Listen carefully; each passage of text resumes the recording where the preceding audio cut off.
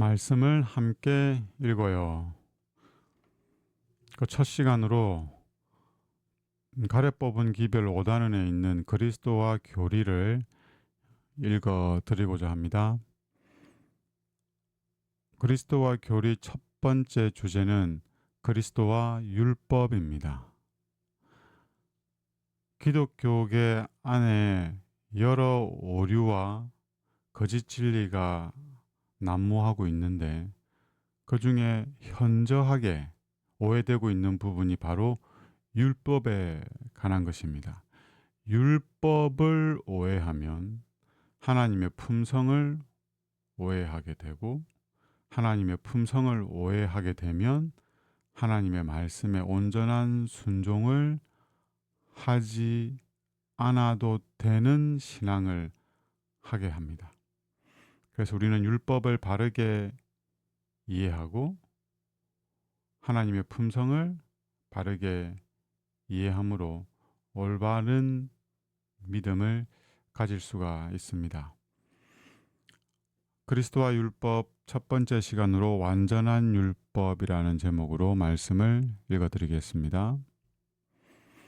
성경에 나타난 율법은 그 요구 조건의 한계가 광범위하다. 모든 원칙이 거룩하고 공정하며 선하다. 그래서 이 율법을 지킴으로 말미암아 우리는 거룩에 이를 수 있고 선에 이를 수 있습니다. 오해하지 마십시오. 율법을 지켜서 거룩해지는 게 아니고 믿음으로 말미암아 우리가 거룩해졌음이 율법을 순종함으로 증명되는 것이고, 순종을 통해서 실제로 우리의 품성이 변화되었음이 나타나는 것입니다. 율법은 인간에게 하나님께 대한 의무를 지운다. 율법은 사상과 감정에 호소하며 또한 율법의 요구를 범한 사실을 깨닫는 모든 사람에게 죄에 대한 회오를 일으킨다. 율법의 가장 큰 기능 중에 하나죠. 우리의 죄를 깨닫게 합니다. 죄를 깨닫지 못하면 예수님을 믿어야 할 이유를 갖지 못하는 것이고, 고로 예수님을 믿음으로 말미암아 어렵게 될 수도 없죠. 그런데 이 첫 단추, 우리가 죄인임을 깨닫게 하는 것이 바로 율법입니다. 만약 율법이 외형적인 행위에만 그 요구를 한정한다면 인간은 자신의 그릇된 사상이나 악한 욕망과 업무에 대하여는 죄의식을 느끼지 않게 될 것이다. 그렇습니다. 우리가 도둑질을 하지 않으면 죄를 짓지 않은 것으로 생각할 수도 있죠.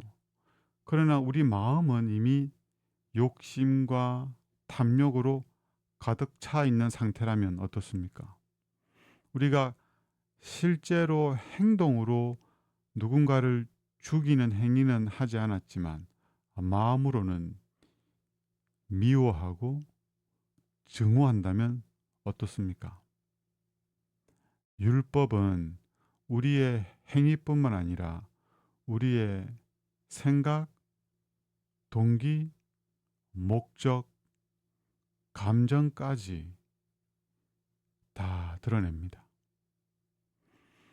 그러나 율법은 영혼 자체가 순결하게 되고 정신이 거룩하게 되어 사상과 감정이 사랑과 의의 원칙과 일치되기를 요구한다. 율법의 요구가 광범위하다고 했죠.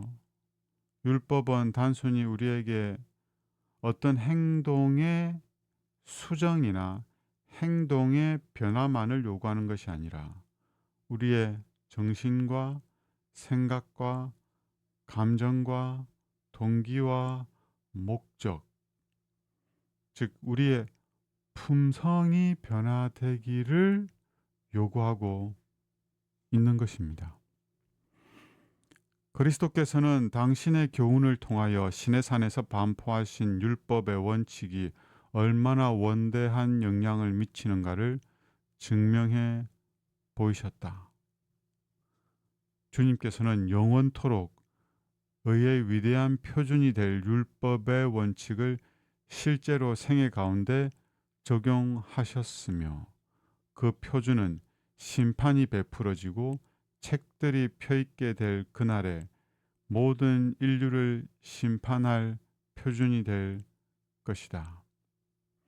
예수님은 출애굽한 이스라엘 백성들에게 시내산에서 반포된 그 율법을 마태복음 5장부터 시작되는 산상보훈을 통해서 다시 한번 설명을 하십니다. 왜냐하면 유대인들이 이 율법을 오해하고 있었기 때문입니다. 율법을 순종하는 것이 무엇인지도 모르고 율법을 지킨다고 자부하는 삶을 살고 있었기 때문입니다.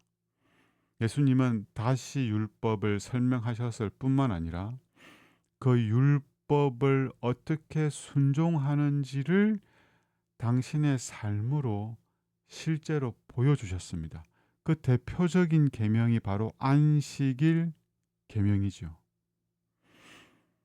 예수님은 이 안식일 계명을 바르게 순종함으로 유대인들에게 안식일을 범한다는 오해를 받게 되고 이 안식일을 범함으로 유대인들이 예수님을 죽이고자 하는 결심을 하게 됩니다.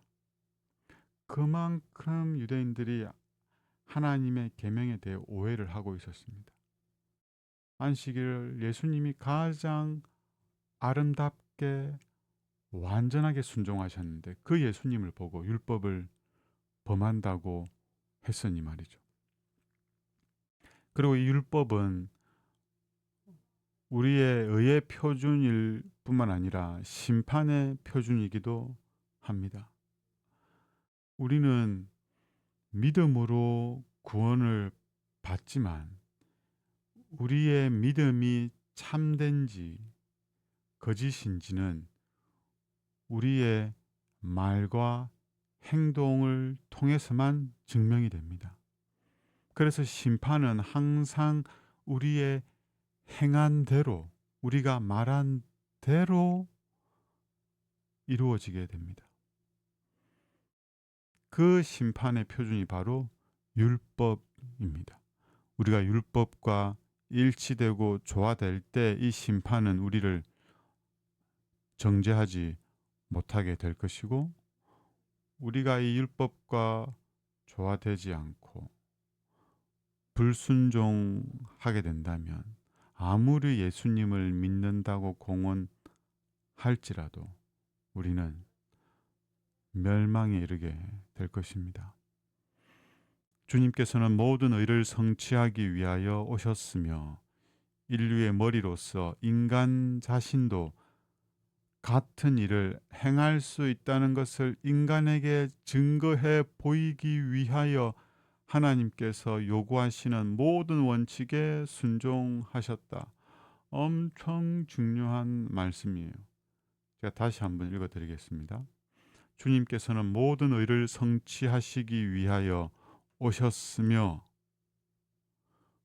모든 의를 성취한다는 것은 하나님의 모든 율법에 계명에 순종하는 것을 의미합니다. 인류의 머리로서 인간도 예수님처럼 순종할 수 있다. 인간도 예수님과 같은 일을 행할 수 있다는 것을 인류에게 알려주기 위하여 이 땅에 오셔서 사람으로 하나님의 모든 율법, 하나님의 모든 요구를 순종하시는 모본을 보이셨습니다.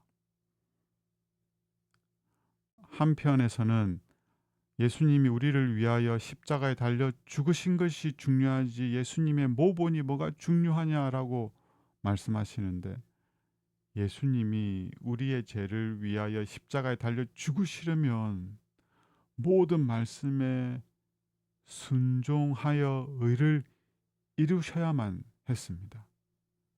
그리고 사람으로서 모든 말씀에 어떻게 순종하시는지를 보여주신 것은 예수님을 믿는 모든 사람들이 예수님을 믿음으로 말미암아 예수님과 같이 하나님의 모든 말씀에 순종할 수 있다는 것을 보여주기 위해서라는 겁니다.